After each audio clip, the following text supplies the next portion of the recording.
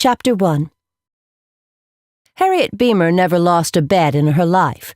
Not that she did much gambling, and she never bet more than a few dollars, but still, she could honestly say she'd never lost a bet.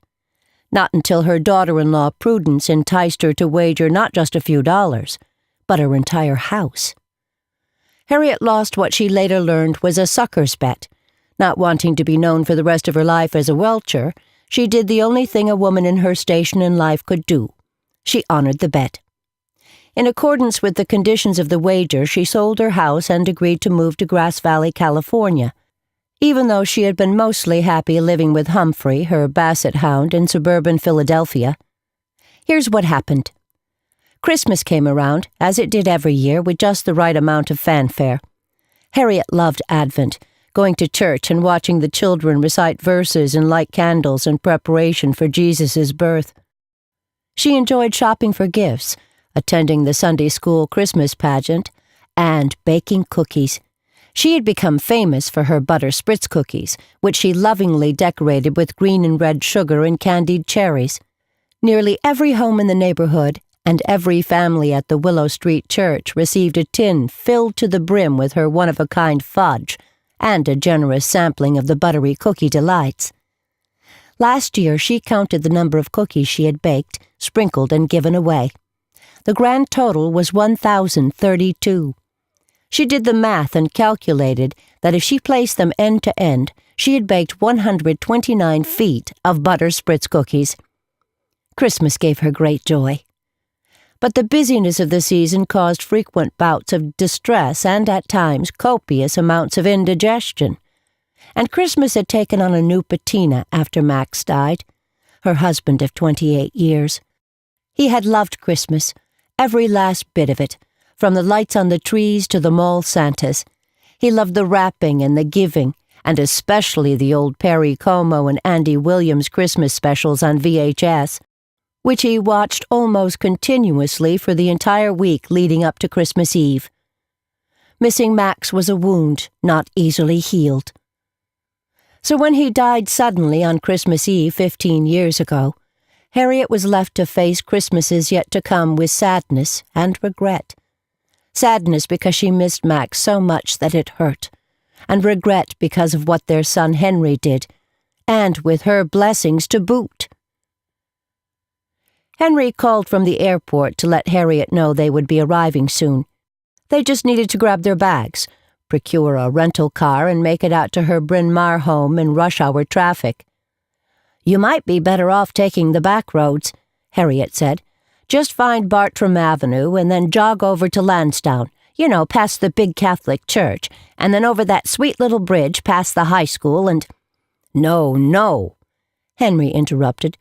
"Prudence has her GPS programmed, and the expressway's our surest bet." "That's nice, dear," Harriet said. "Prudence always has things figured out. I'll be waiting with cookies, and please be careful. It snowed earlier and the roads might be slippery still." "Okay, Mom, see you soon." Harriet pushed the end button on her phone and sat at the kitchen table. A GPS, she knew, was a gadget that helped people find their way. But since when did Henry need a GPS to find his way home? She folded her hands in front of her and pondered as Humphrey nestled at her feet. "How about that, Humphrey?" Harriet said. "I know the initials stand for Global Positioning something or other, but in this case I say they stand for Grumpy Prudence System. Prudence sounded a little grumpy the last time I spoke to her. Probably that super-duper lawyering job of hers, which is probably why Henry is coming home her way." Humphrey let go one of his long, loud howls. "You're right," Harriet said. "If they would just settle down and have a baby, or two." Harriet reached down and scratched behind Humphrey's long, loppy left ear. "I still don't know how you get around with these things." For the next 30 minutes, Harriet waited for their arrival. She kept going to the front window and looking out, hoping to see them drive up to the curb. She rearranged all of the snowman's salt and pepper shakers on the mantel, the Christmas tree shakers on the end table, and the elf-shaped shakers that she always liked to line up along the window sill in the living room so they could look out. Harriet owned an extensive novelty shaker collection spanning more than 50 years. She had been a proud member of the Shake It Up Novelty Salt and Pepper Shaker Club for 15 years and attended their biannual meeting held at the Knights of Columbus. She had a preference for bench-sitter shakers and was proud of her Indian Chief and Indian Maiden set her friend Martha found in an antique store in Connecticut. A man named Darby offered her $67 for it last year, but she couldn't part with it. Of course, her one dream was that someday she could visit the Salt and Pepper Shaker Museum in Gatlinburg, Tennessee, but that didn't seem likely. After fiddling with the shakers, Harriet checked the water in the Christmas tree. The tree twinkled with multicolored lights. She had planned to wait for Henry and Prudence before hanging any ornaments.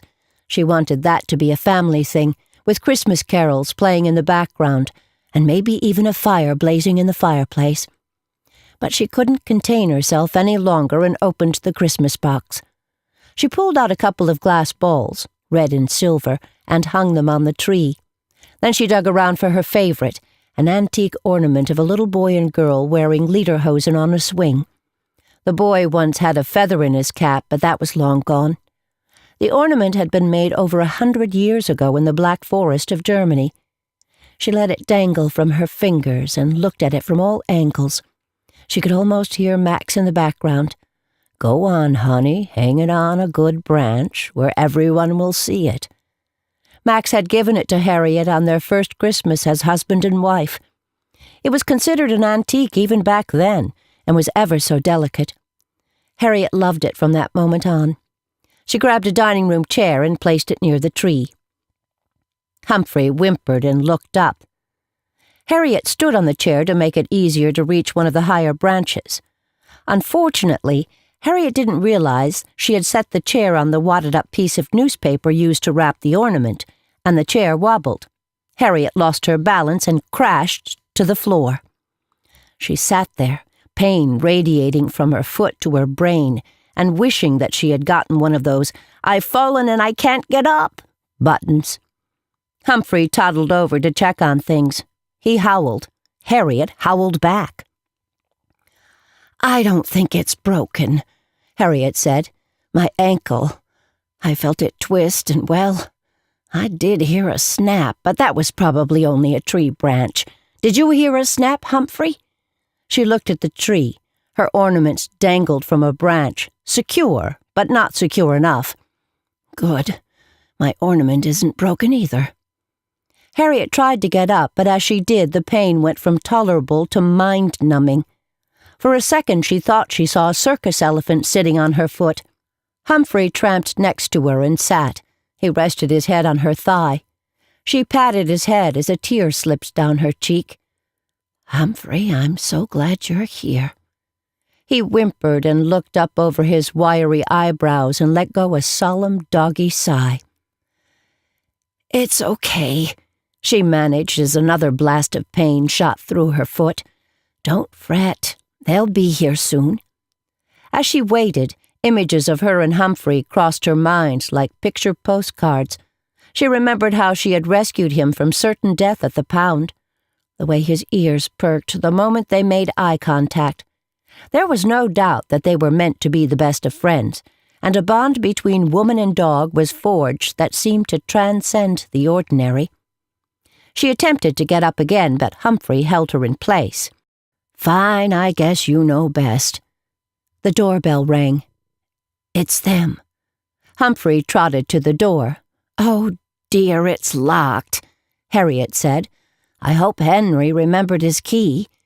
Tears streamed down her face. The bell rang again, followed by 3 sharp raps. Humphrey danced on the linoleum-floored foyer. His toenails clicked on the floor. Then he scratched at the door and yowled. "Come in," Harriet called as loud as she could, hoping they would hear.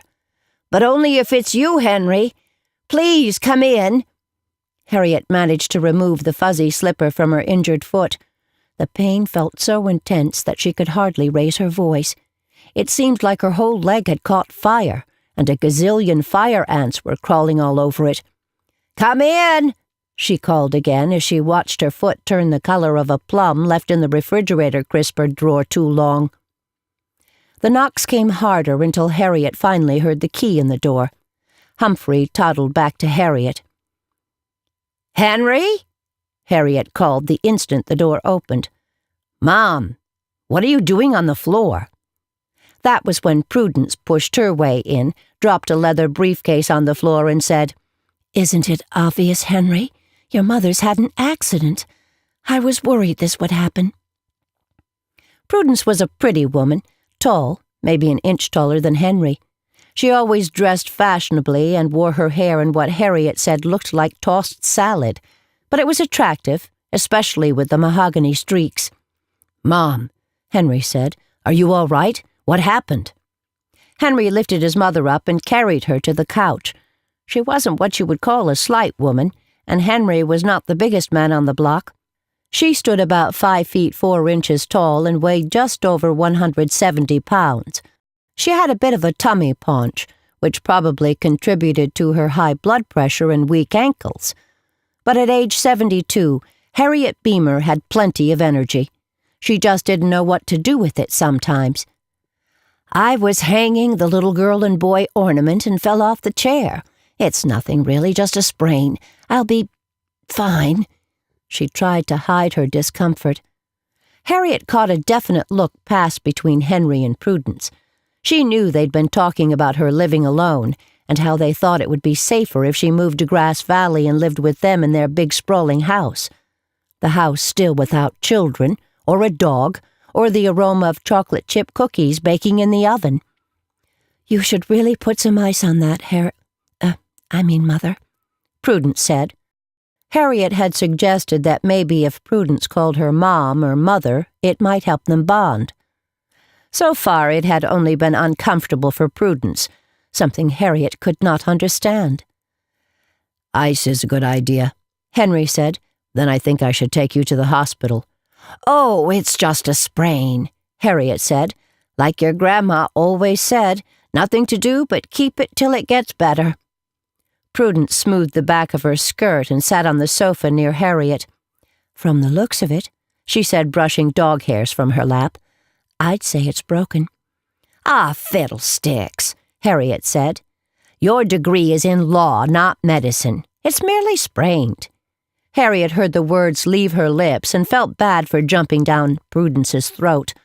"I'm sorry, I didn't mean—" "I can tell a broken ankle when I see one, Mother," Prudence said.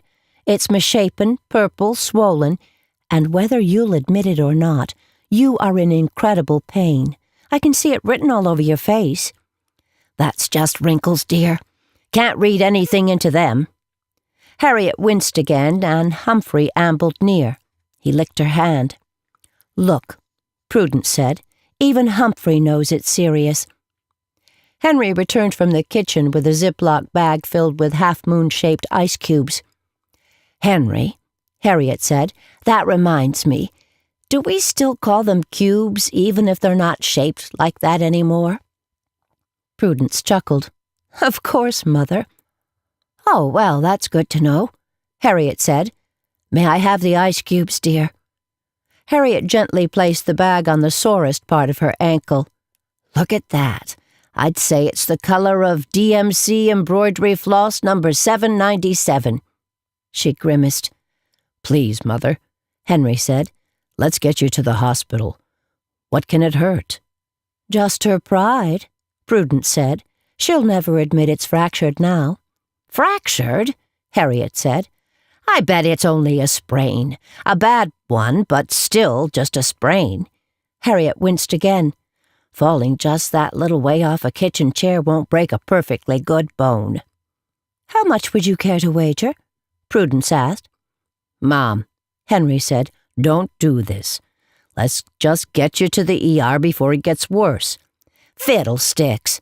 Harriet looked Prudence square in the eyes. "I'll take that action, counselor. What's the stakes?"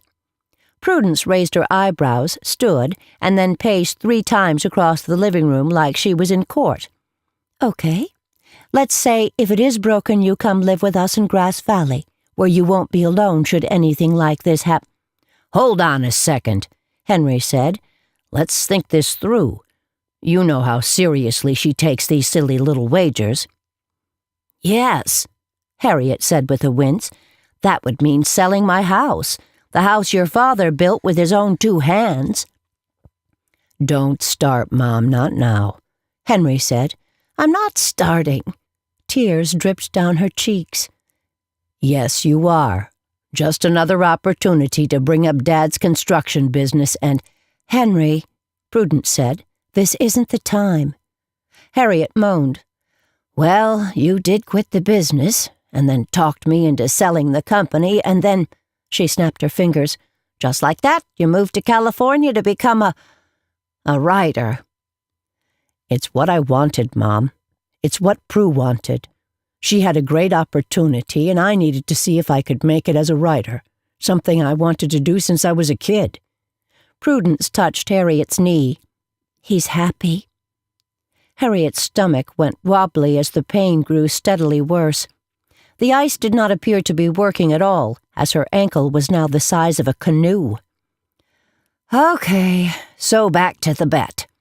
If I win, then you get to stay in the house until until I die. You can say it. I know I'm going to die one day, same as you." "Well, no one is dying today," Henry said. "Let's get you to the hospital." Henry helped his mother off the couch. She hopped toward the front door with Henry's help. Harriet reached out her hand to Prudence. "It's a bet, Your Honor." "It's a bet," said Prudence, shaking Harriet's hand. 3 painful hours and 4 X-rays later, Harriet learned she had lost the bet. 4 months after the orthopedist declared her ankle fully mended, Harriet sold her pretty little custom-built Cape Cod and met her obligation. Her bank account grew to a size she had never thought she would see again, and she phoned Henry and Prudence to tell them she was on her way. "I'm so glad, Mother," Prudence said. "It really is for the better, you'll see." Humphrey rested his head on the sofa as close to Harriet as possible. "It's going to be all right, boy. We'll be just fine in California." Harriet looked out her bay front window. Spring was definitely on the fringes. "I hope so, anyway. I hope."